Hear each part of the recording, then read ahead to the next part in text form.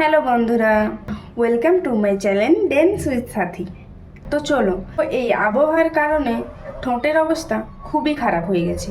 প্রত্যেকেরই এই প্রবলেমটা কমন, যে ঠোঁট শুষ্ক হয়ে যাচ্ছে, ড্রাই হয়ে যাচ্ছে, ঠোঁট ফাটাও।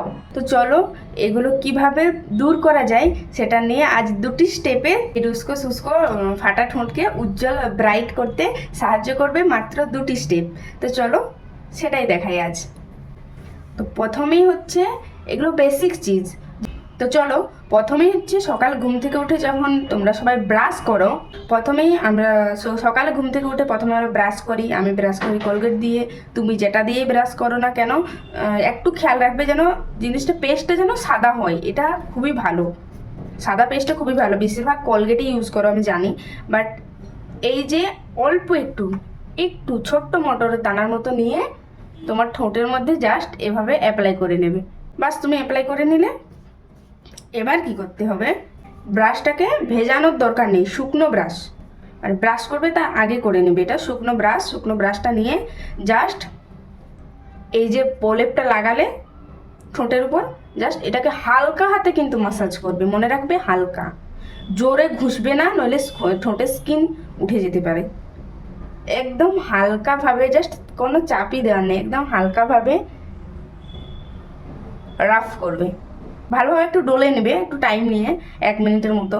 এতে কি হবে, তোমার যে ঠোঁটের মধ্যে যে সানলাইটের জন্য বা আবহাওয়ার কারণে তাতে বেরোলে ধুলোবালি মাটি লাগে, তার জন্য যে স্কিনের উপরে যে ডেড স্কিনের লেয়ারটা পড়ে যায়, ওই লেয়ারটা এটা দিয়ে উঠে যাবে।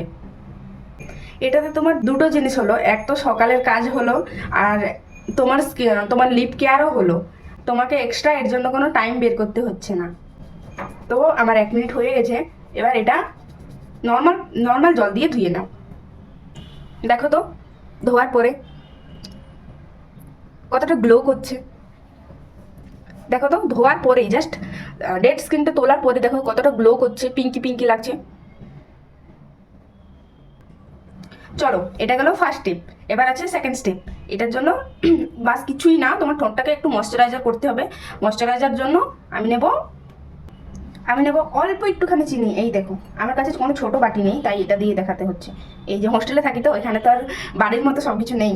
এই যে দেখো, এইটুখানি চিনি নিয়েছি, জাস্ট এর মধ্যে দিলাম, দেখা যাচ্ছে? হ্যাঁ, চিনির মধ্যে থাকে গ্লাইকোলিক অ্যাসিড, যেটা ঠোঁটকে ময়শ্চারাইজার করতে সাহায্য করে।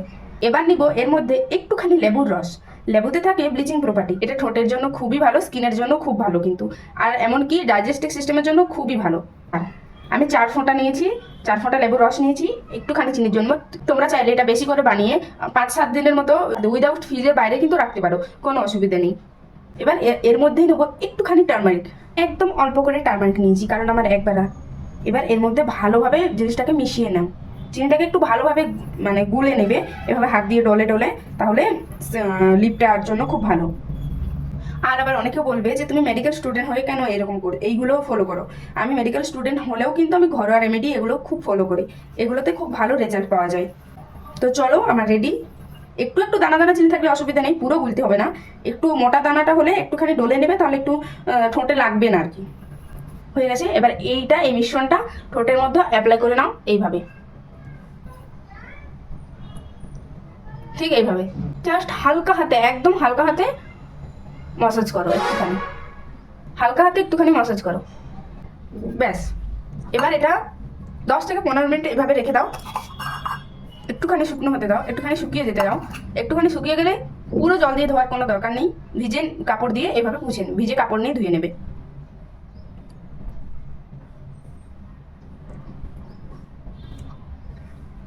আর আমার লিপের ফারাকটা তোমরা একটু পরেই দেখতে পাবে।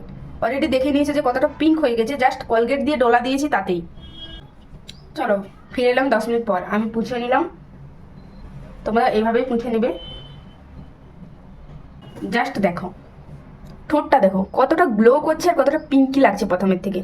এটা যদি প্রত্যেক দিন ফলো করতে, আমি বলছি না, এই যেটা ব্রাশ দিয়ে কোলগেটটা ওটা পারলে প্রত্যেক দিন ফলো করো, বাট এই ময়শ্চারাইজারটা এটা 2 দিন ছাড়াও ফলো করতে পারো। ডেলি ঠোঁটটাকে অত ঘষা মাজার কিছু নেই, 2-3 দিন ছাড়াও তুমি এটা করতে পারো, 2 দিন ছাড়াও করতে পারো। এবার লাস্ট স্টেপ, শুধু তোমার ঠোঁটটাকে একটু ময়শ্চারাইজার, ওটা তো বেসিক ময়শ্চারাইজার করলে, যেটা তো পুছে দিলাম। এবার চলো, যে কোনো একটা ময়শ্চারাইজার তুমি যেটা ইউজ করো, সেই ময়শ্চারাইজার বা লিপ বাম, কিন্তু হ্যাঁ ভ্যাসলিন বা বোরোলিন দিনের বেলায় একদমই না, ওটা কিন্তু সূর্যের আলোতে গেলে ঠোঁট কিন্তু কালো করে দেয়। তাই ভ্যাসলিন বোরোলিন খুব ভালো, কিন্তু দিনে না, ওটা লাগাবে রাত্রে, ঠিক আছে? তো চলো এখন অন্য কোনো লিপ বাম বা ময়শ্চারাইজার দিয়ে ঠোঁটটা একটু ময়শ্চারাইজার করে নিই। চলো,